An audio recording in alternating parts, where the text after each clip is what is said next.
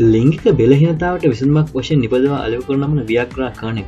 ශාරීරික උත්තේජක පෙති ඖෂධශාලාවට ගොස් වෛද්‍ය වට්ටෝරුවක් නොමැතිව මෙලට ගැනීම සඳහා එක්සත් රාජධානිය අවසර දී තිබෙනවා. එක්සත් රාජධානියේ සෑම පුරුෂයන් 5 දෙනෙකුම එක් අයෙකු ලිංගික අකර්මණ්‍යතාවයෙන් පෙළෙන අතර එය සංඛ්‍යාත්මක වශයෙන් සමස්ත ජනගහනයේ ලක්ෂ 43ක් ඇස්තමේන්තු කර තිබෙනවා. වෙනත් ඖෂධ භාවිත කිරීමේදී මෙන් නිසි මාත්‍රාව ඉක්මවා වියාග්‍රා කනෙක් උත්තේජක භාවිත කිරීම අතුරු ආබාධ ඇතිවන බලපෑ හැකි යන වෛද්‍ය උපදේශය. නිල් පැහැදිලිම කුඩා ප්‍රතිභාවිත කිරීමට පෙර අවධානය යොමු කළ යුතු කරුණු කිහිපයක් අපි දැන් සලකා බලමු. වියාග්‍රා කනෙක් භාවිත කළ යුත්තේ ලිංගික බෙලහීනතාවයෙන් පෙළෙන පුරුෂයන් පමණයි. ලිංගික කටයුතු වල යෙදීමට තරම් ශරීර සෞඛ්‍ය යහපත් මට්ටමේ පසුබිම් පුද්ගලයන් එම උත්තේජක භාවිත කිරීමෙන් වැළකී සිටිය යුතු බව වෛද්‍ය උපදේශයයි. එසේම හෘද රෝග හෝ රුධිර නාලවල දරුණු මට්ටමේ ගැටලු පාදන පුරුෂයන් ඊට ඇතුළත් වෙනවා.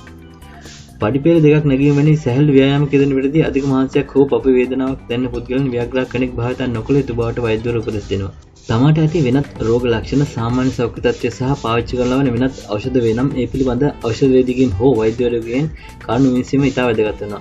ඒ සඳහා කායික පරීක්ෂණ සිදු කිරීම අත්‍යවශ්‍යම නැහැ. නමුත් ඔයාට හැකි නම් කායික පරීක්ෂණයක් කර ගැනීම වැදගත් වෙනවා. වියාග්‍රා පාවිච්චියේ බොහෝ දෙනෙකුට බලාපොරොත්තු ප්‍රතිඵල ලැබෙන නමුත් ඇතමෙකුට එසේ නොවිය හැකියි. පුරුෂ ලිංගයේ රුධිර වාහිනිය සැහැල්ලු කර රුධිරය හොඳින් ගලා යාමට සැලසීම වියාග්‍රා මගින් සිදු කරනවා. ඒ ලිංගික උද්දේශයෙන් ප්‍රතිචාර වශයෙන් ලිංග ප්‍රාණවත් වීමට ඉවහල් වෙනවා. වියාග්‍රා ආහාරගෙන හෝ නොගෙන භාවිත කිරීමට හැක. කෙසේ නමුත් විශාල ආහාර වේලකින් පසු එහි ක්‍රියාකාරීත්වය ආරම්භය සඳහා කෙටි වේලාවක් ගත වීමට පුළුවන්. ලිංගික සංසර්ගයට පැයකට පමණ පෙර ඒ භාවිත කළ යුතු යන්න වෛද්‍ය උපදෙස් වී තිබෙනවා. මිදි හෝ මිදිසු සමග වියාග්‍රා කනෙක් භාවිත නොකළ යුතුයි. ඖෂධයේ ක්‍රියාකාරීත්වය කෙරේ ඒ බලපෑමට ඉඩ ඇති නිසා. තවද මෙය දිනකට මිලිග්‍රෑම් 50කට වඩා භාවිත නොකළ යුතු බවත් වෛද්‍යවරු උපදෙස් දෙනවා. අධික ලෙස මත්පැන් පානය කිරීමද ලිංග ප්‍රාණවත් වීම කෙරෙහි බලපෑමට ඉඩකඩ ඇත. වියාග්‍රා බලපෑම දීර්ඝ වේලාවක් බලපෑවෙන්නේ නම් හෝ ප්‍රබල නම් ඖෂධ වේදිකයෙකු හෝ වෛද්‍යවරයෙකු උපදෙස් පැතිය හැක. සාමාන්‍ය කාලයේ ඉක්මවා හෝ පැය 4කට වැඩි වේදනාකාරී ප්‍රාණවත් වීමක් පවතින අවස්ථාද ඇතැම් විට වාර්තා වී තිබෙනවා. එසේ වූ විට වහ වෛද්‍ය උපදෙස් පැතිය යුතුය.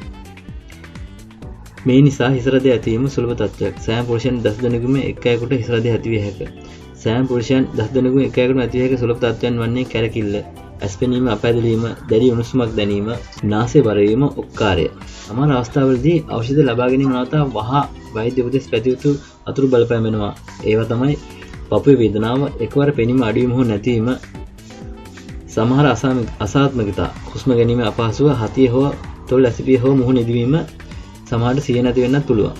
වෙනත් ඖෂධ වර්ග පාවිච්චි කරන්නෙක් වියාග්‍රා කනෙක් භාවිත කිරීමට අදහස් කරනවා නම් ඔහු ඊට පෙර ඒ පිළිබඳ වෛද්‍ය උපදෙස් ලබා ගැනීම ඉතාම වැදගත් වෙනවා. ගොඩක් වෙලාවට කොහොමත් හොඳයි ඖෂධයක් ගන්න කලින් වෛද්‍ය උපදෙස් පතන එක, කොහොමත් හොඳයි විවිධ ඖෂධ පාවිච්චි නොකර ඉන්න එක.